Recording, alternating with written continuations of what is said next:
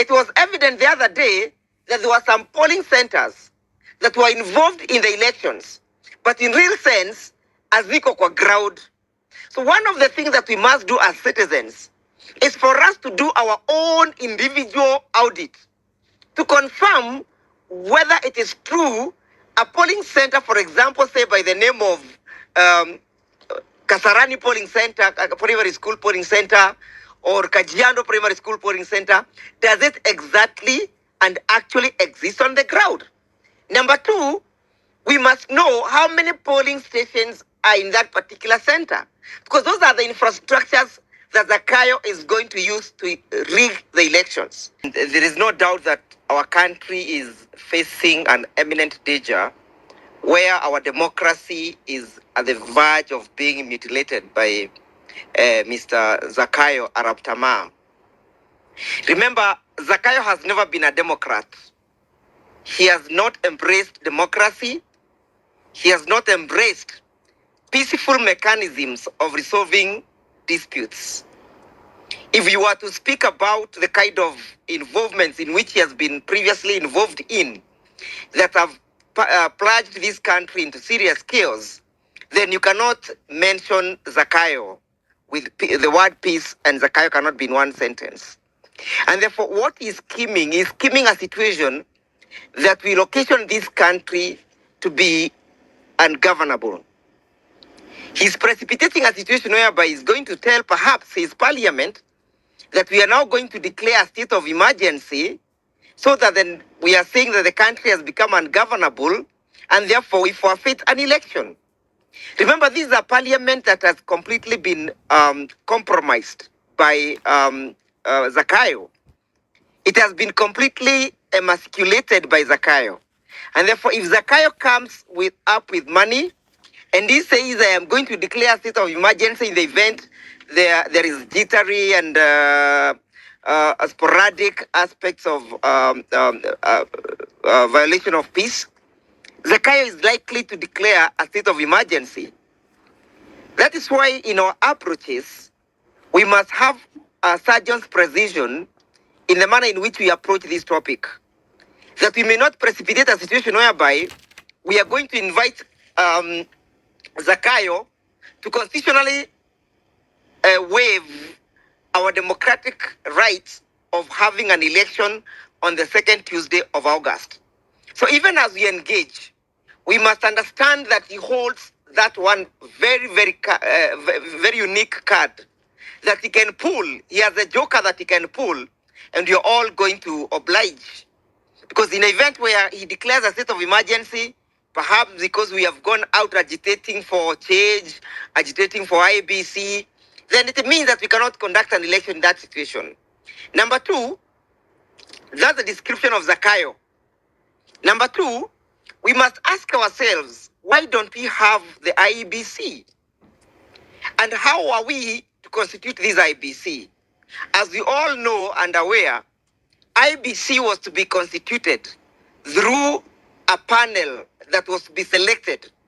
And as we speak, all those individuals who are supposed to select this panel executed their mandate.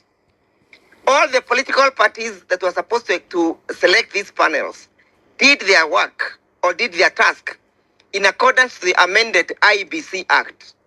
But what happened is that Zakayo has gone to sponsor cases in court to make sure that the individuals who are elected in those particular panels, their credibility or their fitness is challenged. And that is what is now holding us hostage. Therefore, one way in which we must be able to achieve in having the IEBC in place is for Zakayo to advise his proteges to withdraw those cases, his proxies to withdraw those cases, because those cases are the ones that are currently pending in court, and Speaker Wetangula has been injuncted by the High Court against approving those panelists. So Zakayo is messing this country in a very strategic way that we are not able to unearth easily. Number three, Zakayo is ready, able and willing to rig this election. So as and when we have the IEBC, the next thing that we must look at is the IEBC enabling infrastructures that will enable us have a credible, secure, free, and fair elections. It is not enough for us to have individuals in office. Individuals who are not able to execute a free and fair election. We must have the election infrastructure ready, well tested, and approved to the standards that we wish. Remember all the occasions in which the Supreme Court has been called upon to interrogate the procedures and the process of the elections. They have always faulted not the commissioners, but the IEBC infrastructure. So we may focus too much on the IEBC as individuals and as commissioners, and we forget to focus on the infrastructure that will enable the commissioners, as and when they're in office, to execute a process that will generate a free and fair elections. For example, I'll give you one example of the infrastructure that we need to look at. The polling centers. Remember, we have polling centers and polling stations. Zakayo is out creating new polling centers without us knowing.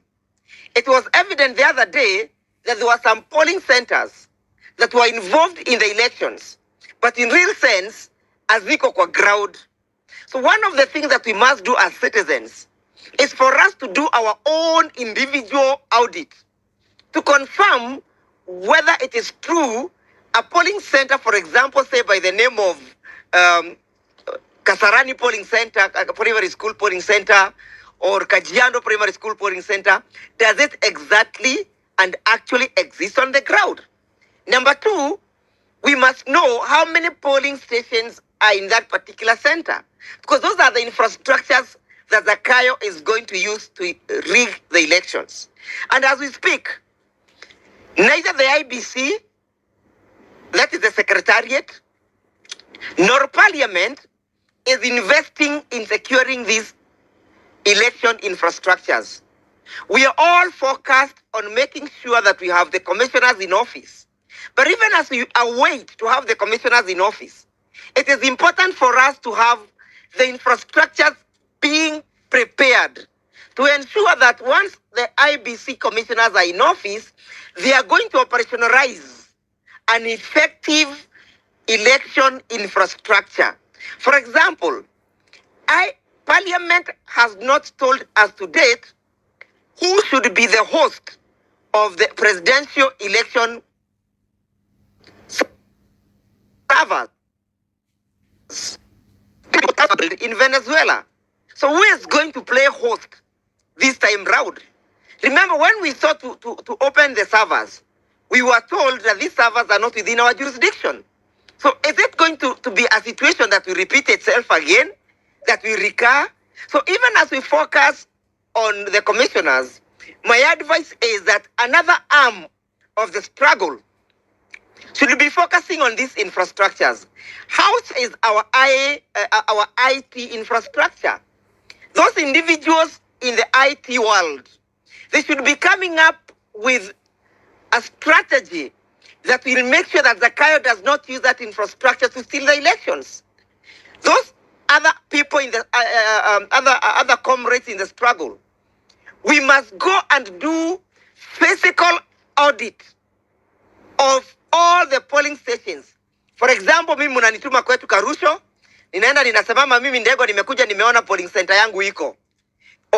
KOT anaenda kwao, Afrocentric anaenda kwao, Wanjiro, Wanjiko, Kamau, Otieno wanaenda kwao.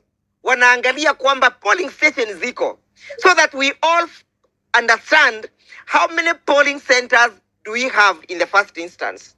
So that then we are going to do our own physical audit and see whether it corresponds with what the IEBC has. Number two, and the final one, the other infrastructure, is the ID. If we do not have IDs being issued, how then are we going to have a secure elections?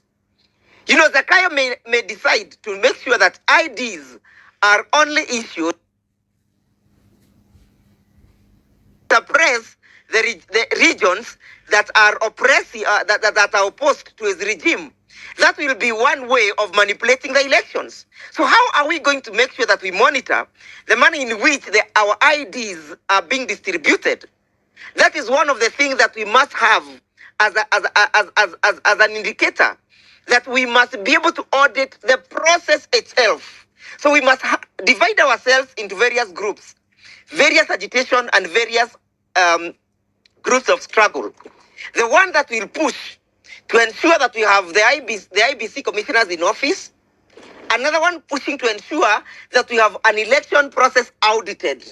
So that at the end of the day, we are sure that the commissioners that will come in office will operationalize a system that is free, fair, and secure to guarantee a credible election. Afrocentric, if you may allow me, I'll pen off there and perhaps wait to weigh in as submissions proceed. I thank you.